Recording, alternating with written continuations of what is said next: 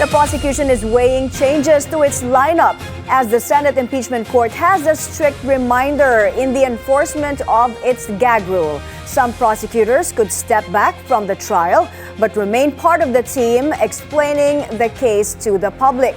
Kumuha tayo ng detalye mula kay Isaiah Mirafuentes. Isaiah, go ahead. Yes, may nauna na ngang sinabi ng prosecution na may posibilidad na may mabawas sa bilang ng mga House prosecutor. Yan ay bahagi na rin nga ng pag-iingat ng prosecution para masigurong wala silang lalabagin sa rules of impeachment. Paliwanag nila, posibleng ang mga magbitiw bilang prosecutor ay maging parte ng House trial spokesperson. Pero ayon din sa kanila, hanggang sa ngayon raw ay kanila pa rin itong pinag-uusapan at wala pa rin pinal na desisyon kung sino ang mga magbibitiw saka. At kung sila man ang tatanungin, mas maganda rin na marami ang humarap sa publiko para ipaliwanag ang mga kaganapan sa impeachment. Samantala, may sinabi rin ni House Trial spokesperson and former Representative Ace Barber sa press con kanina na hindi pa nila nakikita sa ngayon na dapat nang ipresenta bilang testigo ang umanay bagman ni VP Sara na si Ramil Madriaga, bukod pa nga yan kay Colonel Raymond Lachica. Paliwanag ng prosekusyon, malinaw na rin naman ang sinabi ng Special Dispersing Officer ng OVP na si Gina Acosta na inutusan siya ni VP Sara na ibigay ang confidential funds kay Colonel Lachica. Na base sa rules for confidential funds, hindi ito dapat ibinibigay sa isang tao na hindi naman informant. Hanggang sa ngayon may naniniwala pa rin ang prosekusyon na wala pa rin nababasag na ebidensya ang depensa laban sa bise. May. Isaiah, ano daw ang aasahan natin pag-resume ng impeachment trial next week?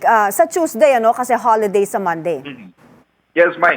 Kabilang nga may, inaasahan natin may mga titistigo ng mga AFP officials, and other than them, may mga titistigo na nga rin si Attorney Michael Poa. Dahil nga si Poa ay naglingkod din sa opisina ni VP Sara noong siya pa ang nasa DepEd. At ayon naman sa prosekusyon na ituturing nilang bilang hostile witness itong si Attorney Michael Poa, pero umaasa sila na makikipag-coordinate o makikipag-cooperate at sasabihin ng abogado ito mga nalalaman niya kung paano nga nagastos itong confidential funds. Maraming salamat, Isaiah Mirafuentes, nag-uulat. The Senate is targeting to wrap up the impeachment trial before Christmas. Senate President Sherwin Gatchalian says the proceedings are already eating into the Senate's legislative calendar, particularly the budget hearings. To make room, the Senate plans to allow the Finance Committee to hold budget hearings even while plenary is in session. Gatchalian says the impeachment trial could also be moved in the afternoon, but weekend hearings are not being considered. He says Senate staff are also at risk of burnout as they juggle the demands of the trial and regular legislative work.